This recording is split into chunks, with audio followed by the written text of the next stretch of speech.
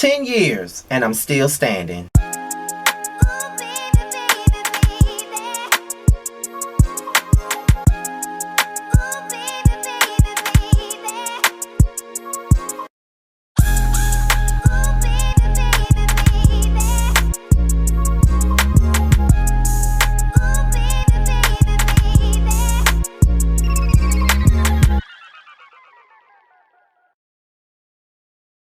What's going on, you guys? It's your boy Scotty, and this is just a little random video that I'm doing for my 10-year anniversary. It's October the 27th, 2020. My very first video that I ever dropped was an intro video that I did on October the 27th, 2010.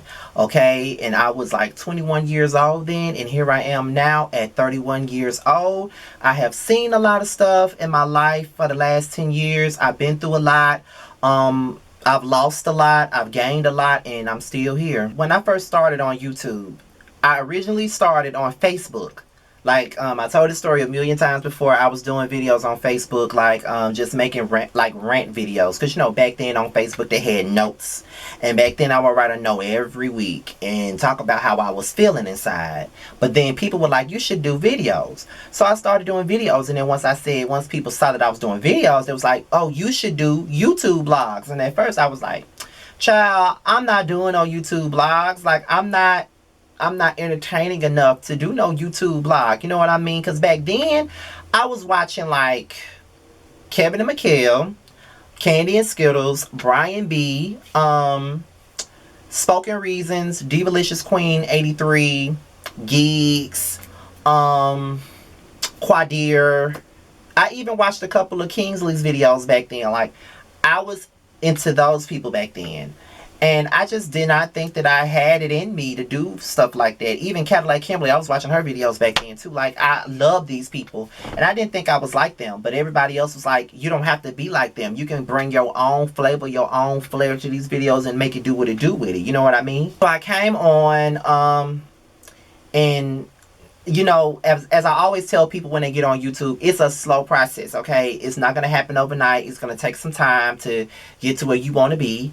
And I started off with like a digital camera. It wasn't like the camera that I own now. It was like a digital camera, like the ones you took pictures with. I used to do videos with digital cameras. I had a Uniden camera that I did my very first few videos on. Then I had a Kodak camera that I did videos with. And you know, back in the day when I first started, in those dark ages, and when I say dark ages, I mean dark ages. Like, my video quality was horrible. It was dark as fuck. The lighting was off. But I was a college dropout. I had flunked out of college. I was broke. I didn't have no job. And I was really just doing this as a hobby and as a pastime because I really didn't have nothing else to do. Like, I didn't have a job. I had recently flunked out of college, like I just said. I was in a mentally abusive relationship at this time. I was dealing with a down low dude, you know what I mean? I had a lot going on during the time when I first started on YouTube. So I was going through one of the horrible moments in my 20s. Like, that was like the beginning of my 20s, and I was going through hell when I first started, child. But my first milestone on YouTube had to be when my video got posted on VH1 Blogs. It was Me and Much Love. And that's when Mob Wives had first came out. Like, me and Much Love had did a review on the season premiere of Mob Wives, and we were talking about it, and VH1 picked up our reactionary videos, and you know, that's how we came across each other. And she was probably one of the first, besides Divalicious Queen 83, she was probably one of the first to reach out to me and show me a little bit of love, you know what I mean? All of that stuff. So I really, like, she was one of the first. Like, one of the first. Her and Divalicious Queen 83. Divalicious Queen 83 doesn't do YouTube videos anymore, but she does follow me on Facebook.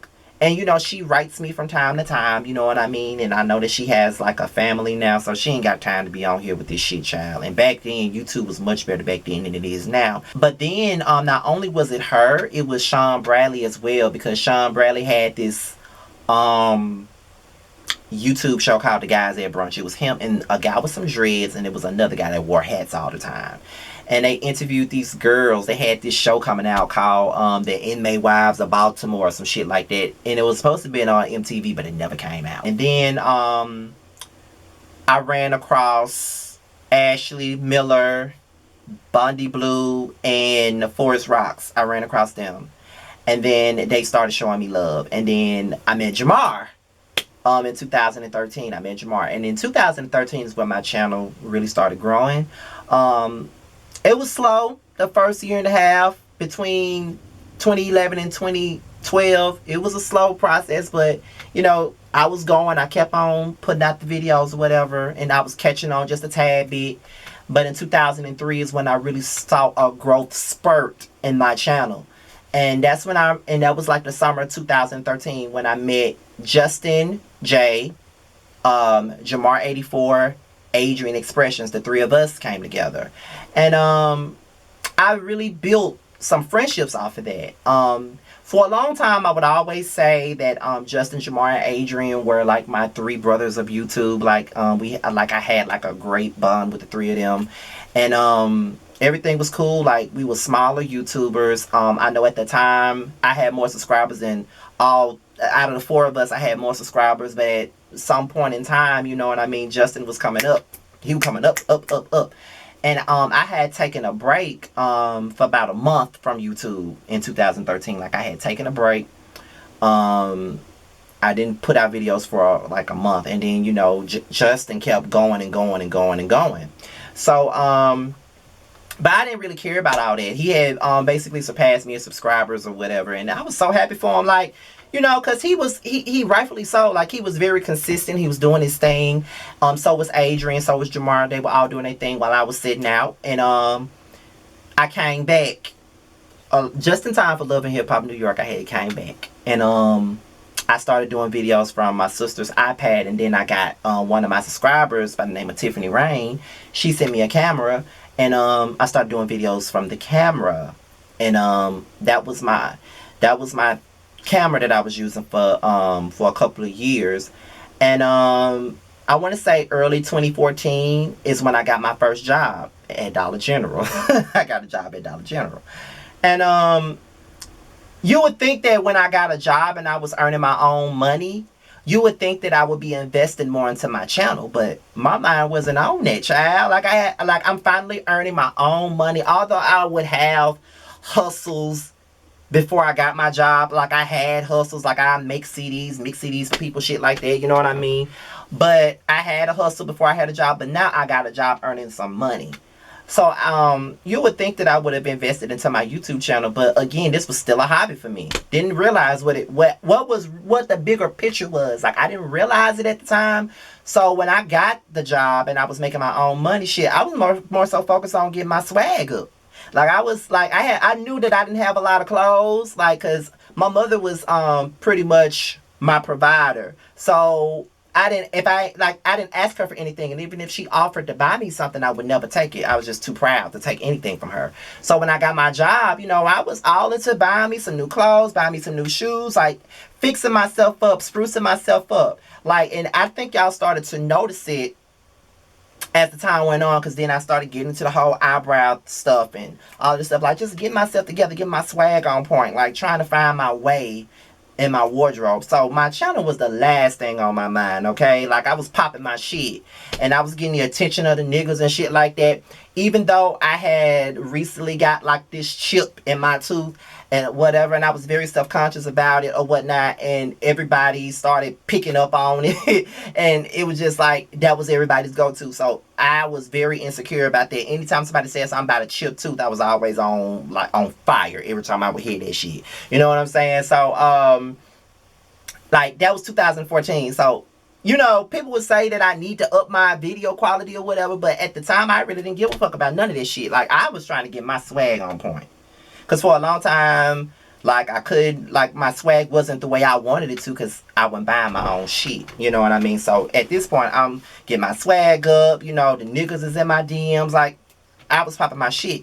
Getting into bad relationship after bad relationship, toxic situations after toxic situations, you know, fucking this nigga and fucking with this nigga and this ain't working out and blah, blah, blah, blah, blah. Like, I had a lot going on. In 2014, 2015, I had a lot going on, you know, in my personal life. I had a lot going on.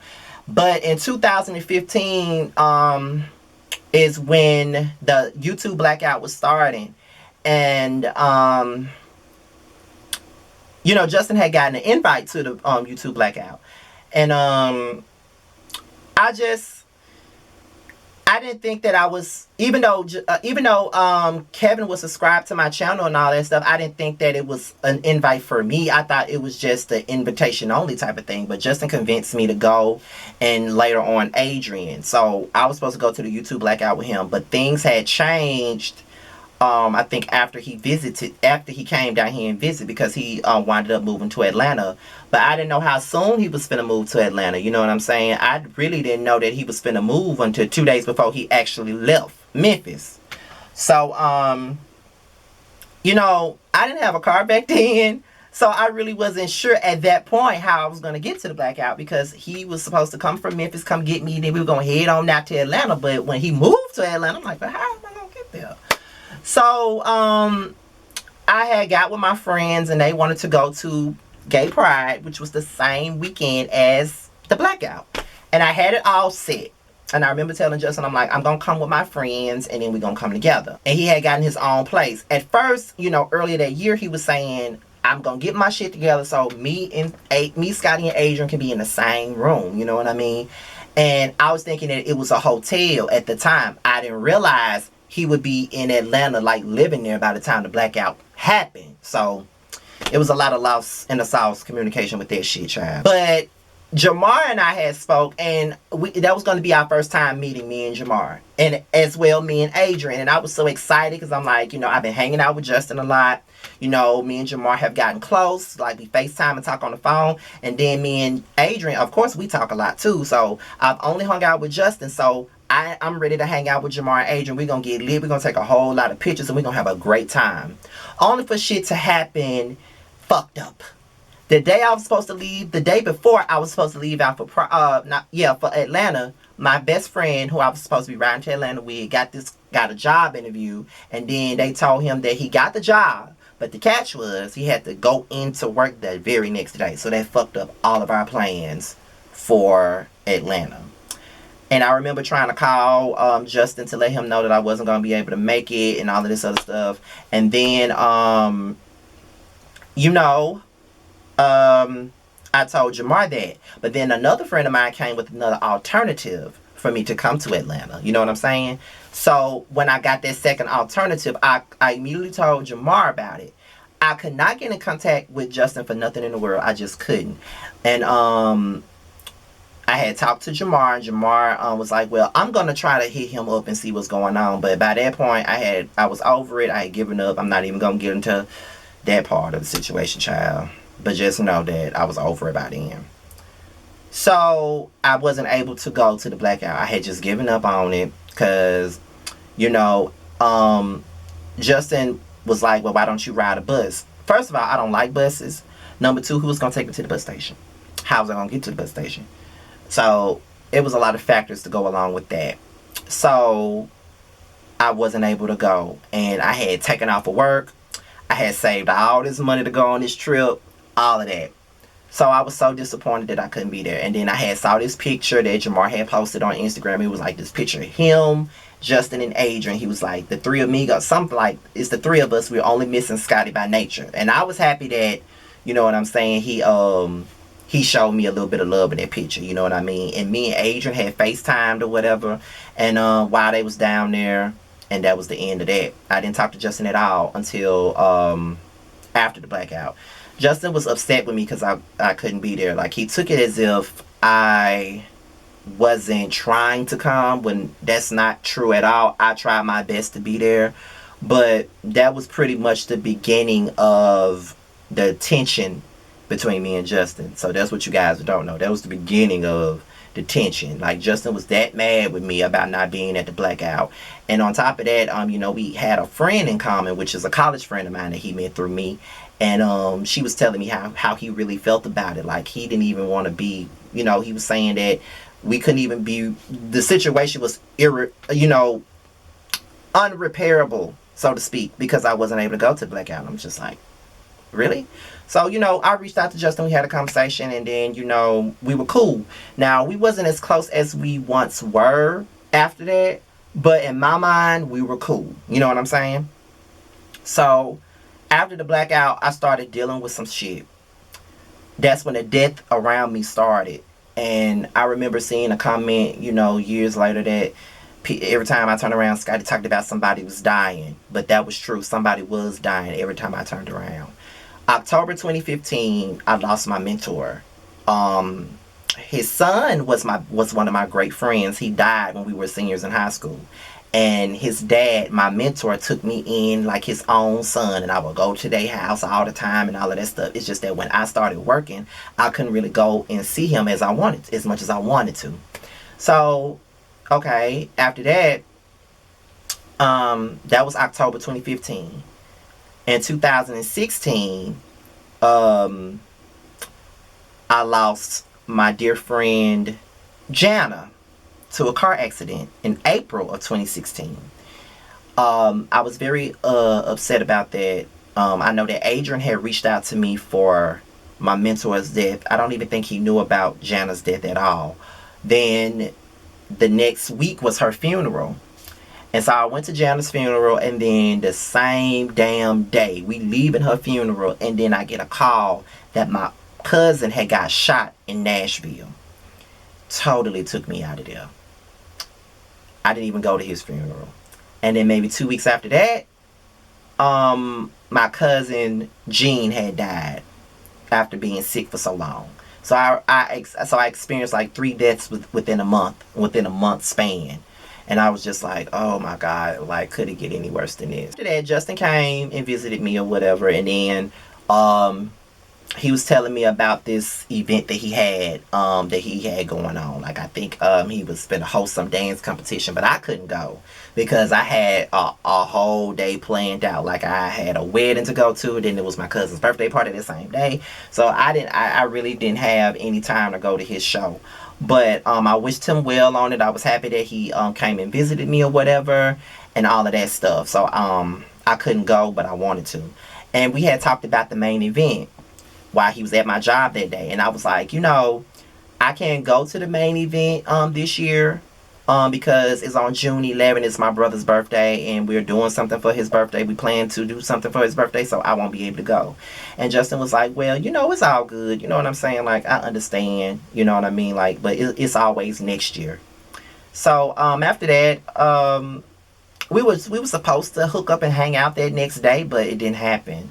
So the main event happens. I promoted it on my Instagram the same day. I even promoted it in my videos prior to that. And I was happy for him and Adrian. You know what I mean? Like, I was very happy for them. At first I was taken aback because I didn't know that they were even doing an event until the commercial had came out. And then I remember seeing people say, well, where is Scotty? Where is Scotty? I remember seeing somebody say that, and I was confused because I'm like, oh, I didn't know they was even doing anything. You know what I mean? So, but I was happy for him and Adrian or whatever, regardless of the drama that surrounded it. I was happy for him. Then the very next month, it was the Blackout Part 2, which my other friend Jamar was a part of. I didn't go to the Blackout. I could have went, but I did not go because I felt like if I went to the Blackout, I was going to look like a fake ass bitch if I went to the Blackout and didn't go to Justin's event. And everybody was going to make it seem like it was this and that. You know what I'm saying? So, it is what it is. I was like, I'm just not going to do it. Like, I'm not going to go. Like, Jamar wanted me to go so badly, but I just felt like, I can't do it. But I'll see you next month for the K. Michelle concert. You know what I mean? Then I met K. Michelle again because, I met her back in 2014. I forgot to even mention it. I met her back in 2014 when I first got my job. And that was like a dream come true for me when I first met K. Michelle. Like, that was everything to me. Again, more focused on my wardrobe and meeting K. Michelle than my YouTube channel, okay? So, I go to Houston with my friend Montavious, and I meet up with Jamar, and it was just like Jamar and I had just hung out the day before I came. Like, it was everything. Like, we were hanging tough that whole damn weekend. I still got the video because it's on my homepage when you first go on there. How me and Jamar were hanging out that whole weekend, and I met K Michelle again. I almost fought the security guard on Jamar's behalf because he wouldn't let him wait on me outside the door. It was just a big mess. But Jamar was like, "Listen, bitch. If you fight the security guard, you're not gonna meet K Michelle, so I'll go outside and wait for you and your friend to come out." You know what I mean? So everything was everything with that. It brought Jamar and I much closer. Like, we got much closer after that. We were already close, but we got much closer after we met. And then right after that, there was just like rumblings going on about how me and Justin weren't friends anymore and all this other stuff. Or there was issues between me and him. And from what I knew, it wasn't. I was looking at Lipstick Alley a lot back then, and that's how I found out that there was some kind of issue between me and Justin that I had no idea about. So when I asked him about it, I asked him, do we have any problems? And he was like, no. And then people were out here telling me that he was shading me and shit like that, and I just wouldn't believe it. I'm like, look, I don't believe that shit. He ain't, like, why would he be shading me? Like, I asked him, did we have a problem? And he said no, so I'm just going to stick with what he said. I'm just saying, because at the end of the day, I was just being, that's my friend, so I can only take his word. I can't go by the word of people on Lipstick Alley that I don't fucking know. You know what I mean? But, I read that shit, and I'm not going to lie to you. It made me feel away, the shit they were saying. But then I began to like, try to overcompensate to prove that we were cool. You know what I mean? Because in my eyes, we were, because I asked my dear friend at the time, are we good? Like, what's going on? But, it was kind of like, he said we were good. Like, it wasn't an issue. So I was just like, okay, so what's the problem? Why everybody saying it's a problem here? So, so I only went with what he said. You know what I mean? He told me we were cool, and that was that on that. So we go into 2000, and before we get into 2017, my mother had gotten burned that summer. The summer, like, it was like 2 weeks after his main event, my mother got burned. She had first, second, and third degree burn. She was cooking on the stove. The skillet caught on fire. She put the fire out. She threw the grease outside, and the grease fell back on her, and it burned her hand. So I was dealing with that. She couldn't work, so I was working at Dollar General, and I wasn't making a lot of money, but I was trying to hold down the fort and pay all the bills at the time. So it became hard for me. And in 2017, it was a lot going on in 2017. I had lost my job at Dollar General after being there for 3 years, but I picked up and got another job 3 weeks later. Got another job, and it's the same job I'm at now. And things were happening. Then there was that fateful night. It was my brother's first prom, and I was so excited about that. Like, it was my brother's first prom. Like, I was so excited about his prom. I was way more excited than he was, child, about his prom. So we was getting it together and stuff like that. And then he was I was on live right after that, like, waiting for him to come home to hear about his prom and all that shit. So I remember I was sitting on there, and I was getting all these messages and shit like that on my live saying, Justin just threw shade at you on his live. Justin just said this. Justin just said that. And I'm just like, the fuck y'all talking about? He just went live. He in Mississippi. He just went live, and he said this and said that and said this and said that. So I'm just like, what the fuck are they talking about? You know what I'm saying? So I said, y'all, let me get off live, and I'm going to go watch the video. I went and I watched the video, and I was floored. I don't remember everything that he said, but somebody had asked him, were we going to do a video together while he was in town? And he was like, y'all, I love Scotty to death. He will always be my little brother, but I don't think that he sees friendship the same way that I do. If we supposed to be friends, why are you following people that's dragging me? You know what I mean? I don't think he sees friendship the same way that I see friendship. And I'm just like, really? Because at the time, the person he was beefing with was, Alex. And I was following him. No lie, I was. But I was kind of like, what the fuck? You know what I mean? Like, that's what he mad at me about? What the fuck? And then on top of that, it was like, how can you be mad with me for following Alex when I was already following Alex before y'all started beefing? You know what I mean? I was confused by that. So I text him. No, I called him first after I saw the video. I ain't get no answer. And then I text him. And that was it. We never spoke. We never spoke after that. And my feelings were definitely hurt. Like, I had to find out in the public that we weren't friends anymore. But to be honest, the public thing that he did with the live was just confirmation for me that we weren't friends. I kind of already felt that we wasn't friends anymore months prior. Like, when I think the thing that the straw that broke the camel's back for me was when I was reading the shit on Lipstick Alley, and then I was getting mad at Lipstick Alley because they were saying the shit that they were saying, but in our reality, they're the reasons why I even knew that there was even shade being thrown, that there was an issue that I knew nothing about. Like, it was crazy. Like, you know, they are the reason why I even know what I know now.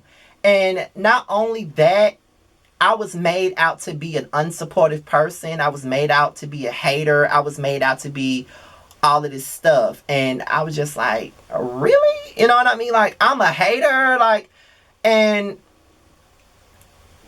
to this day, I've been holding a grudge against him for this shit till this day. And I think it's because I was hurt by the situation. And I think I'm still hurt by the situation now. And it's like, when I look at everything that's going on between him and Adrian now, and the stuff that he's been saying, like, you know, I don't watch his videos or whatever. I'm not subscribed to him anymore, but I do watch. I've seen him on certain platforms that I do support, like Unwind with Tasha K and The Wiley Show. And I've seen him on there, and I've seen the shit that he's been saying, and he's been revealing how he feels about the whole fallout between him and Adrian. And all I can do is sit back and I look at it, and I'm like, damn, that was me 3 years ago. Like, everything that you're saying about Adrian, I was saying it about you. But the difference is, I wasn't public. I suffered in silence. Like, I never said a word, despite how the narrative was put. Like, people were calling me a non-factor. People were saying I was jealous of his success and all of that stuff. And that was far from the truth. Like, I was very supportive of him, and I was very happy for him when he got his success. So no one could ever say that I was jealous of him. That's one thing that I'm not. One thing about me, when I'm a ride or die, I'm a ride or die, bitch. And regardless of if you surpass me or not, I'm going to always ride for you. You know what I mean? And even now, like, when he hit 100,000 subscribers, I mean, I definitely wasn't fucking with him then. And I congratulated him on the video of mine. I said it on Twitter. Like, whenever he does hit a milestone and it pops up on my timeline, because let's just be real, some of the same people that follow me follow him. And sometimes they retweet his shit on my timeline, so I can't help but see it. So when I seen it, I congratulated him on it. You know what I mean? So it is what it is. So, you know, I can honestly say that I was hurt by that whole little situation. Like, that shit really broke me when it happened. Like, because I really did look at Justin like a big brother. And on top of that, like, Justin was in my circle. He was in my space. Like, he came to my house. He's hung out with me. He had a relationship with my mom. Like, he has a friendship with a girl that I introduced him to. The girl is my college friend. You know what I mean? He had a relationship with my cousin. Like, you know, like, he know people that was near and dear to me. So when that happened, I was, like, completely thrown off. Like, completely thrown off. Like, that hurt me to my soul. And then a little bit after that live happened, you know, he unfollowed me on every damn thing, and I unfollowed him back and returned the damn favor. And that was the demise of our relationship. Like, I never knew that was an issue. But one thing I will say is that, you know, when people were saying, oh, Justin came and surpassed Scotty and all of this other stuff, it's just like, it didn't matter to me. Because I always felt like if I didn't do YouTube anymore, he and I would always be friends. Like, there was more than just a YouTube friendship for me. Like, I really consider him a real friend to me. But, you know, sometimes I guess people just don't see you the same way that you see them. And that's a lesson that I've learned over the years. So then after that, soon after that happened, I lost my Aunt Minnie in 2017 as well. And then, I want to say, life continued to go on in 2017. I got into this relationship with this older guy. I fell in love with him and all of that stuff. But my brother started having, he started dealing with severe depression and stuff like that. So I was mainly worried about that too. And then in 2018, I broke up with the older guy at the time. I wasn't ready for what he was ready for at all. Soon after that, I went to Jersey for the very first time with my dad. Got reacquainted with my father's mom and his other kids, and rebuild relationships with all those people that I had issues with. So 2018 was a year of redemption, and it was also a year of, you know, mental cleansing, because right before me and Justin stopped being friends, I had like an emotional breakdown at one point, and I was ready to give it all away, to be quite honest. Like I had a lot on me, but I eventually survived and I was still standing. 2018, I lost my cousin Donnell. He was married to my cousin Steph. I lost him. He stayed right down the street from me. He was like another mentor to me. Like he was everything, and I lost him. Then 2019 was the beginning of me trying to start rebranding. That's what my whole thing was. In 2018, though, before we get into 19, I met Aaliyah, and I met Bianca Brooks. You know, I started meeting these people, and then I interviewed King Kane. That was my very first real interview. Then in 2019, I said I was going to start rebranding, but things happened in 2019. My mom had to have surgery, and she was out of work for months. And this is where it gets rough for me. I was paying all the bills. I had just gotten a promotion at my job. Like, I was paying all the bills, but let's just be real. I was living with my mom, and my mom was making like 70K, 75K between that a year. So the bills that I was paying were not my kind of bills. Those were my mama bills, because she made that type of money. So I was trying to pay it with the money that I make. And it was hard. I tried my best. Like, it was hard for me to hold that fort down alone. And I had gotten in this relationship with this dude, and not only then he lost his job in the midst of me having to take care of my mom and my brother and the whole house. I was taking care of him too. Like, I had a lot on me during that time. So any type of rebranding that I wanted to do, I couldn't do it. My money was everywhere but into my channel. Okay. Later on in 2019, my cousin Poochie had passed away. And then that's where everything began. In November, we lost our home. I tried my best to pay all the bills, but I couldn't. We lost our home, and we had to live in a hotel for 3 months.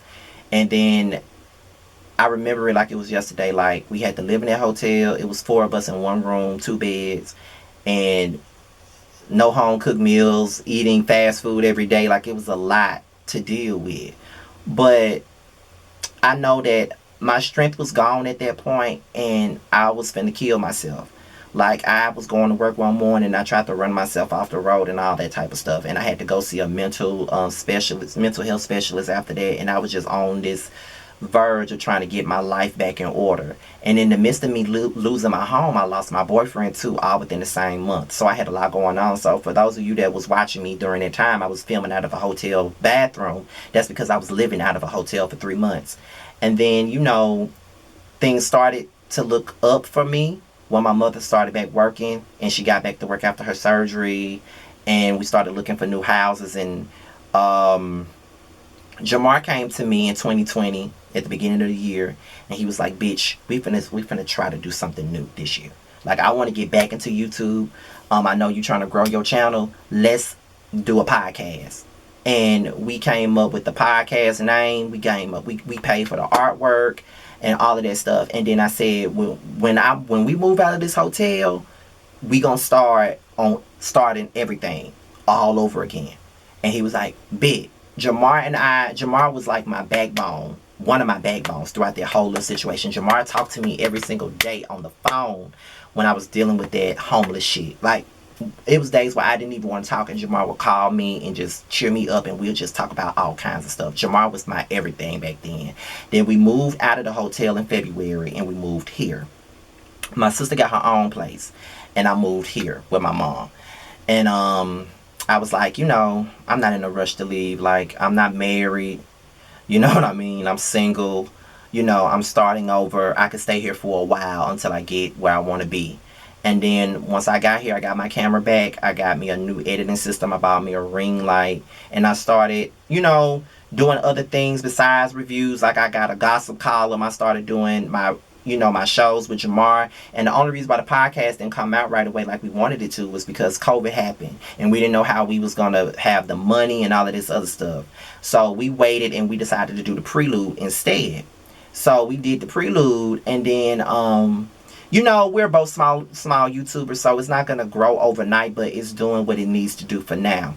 And I can honestly say that my focus is into my channel. I have the money, and now I can put the money into my channel now. And I'm already looking at different things. I got my ring light. I'm looking into getting a new camera. Although this one is fine, but I'm looking at a new camera. There's another room in this house that's stuck to my room that I'm trying to clean out because you know, when you move, it takes months to get really comfortable into your house. So I'm probably not even gonna be in this closet for too much longer doing videos. I'll be in another room doing them probably when I get it set up the way I want it to. And you know, it's just like, I'm here. I know that it took me 10 years to really try to get it right, but I'm trying to get it right at this point. And that's why I set my ass here and told you my whole 10-year journey of being in YouTube, about everything that has happened to me in those 10 years, all of my ups, my downs, my slips, my falls. Y'all already know I keep it all the way real when it comes down to shit like this. And for those of you that's been with me from the very beginning, I want to thank y'all for being there. But before I go, special shout out to Jamar84 for just being a real bitch, being my best friend in this shit, being my friend beyond YouTube, just being there. Thank you so much. Shout outs to Ashley, Boundy, Rocks, Kevin,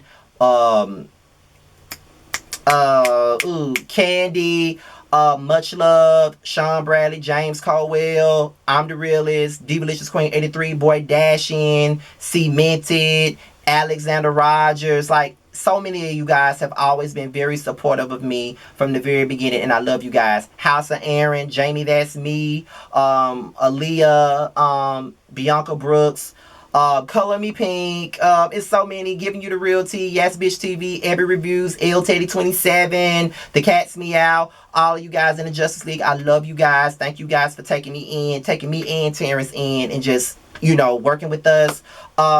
I also want to shout out Justin and Adrian, because although I'm not friends with neither one of them anymore, they were a part of my journey, and I really do appreciate them. I learned a lot from the both of them, and I do see them both as inspiration for growth. So shout out to them. I don't have no issues with Adrian at all. I just think that we're not friends anymore. We weren't friends anymore because he was closer to Justin, and that's where he stood. So I can't be mad with him for that. So shout out to him. Shout out to Justin. Do your thing. Congrats on everything that you got going on, and that's that on that. And shout out to Team Scotty, y'all. Shout out to y'all. Shout out to everybody that's been supporting me, and everybody that plans to continue to be here with me if I'm here for another 10 years, child. And yeah, I'm here. I'm investing in my channel, and I'm invested in myself again. I got some new teeth, bitch. That's all that matters to me at this point, bitch. I got my teeth. Now I can really invest into this channel and podcast like I want to. So 2020 is just a year of just rejuvenation. That's all 2020 has been for me, and that's going to keep going. With that being said, y'all, I am out of here, y'all. Until next time, peace out.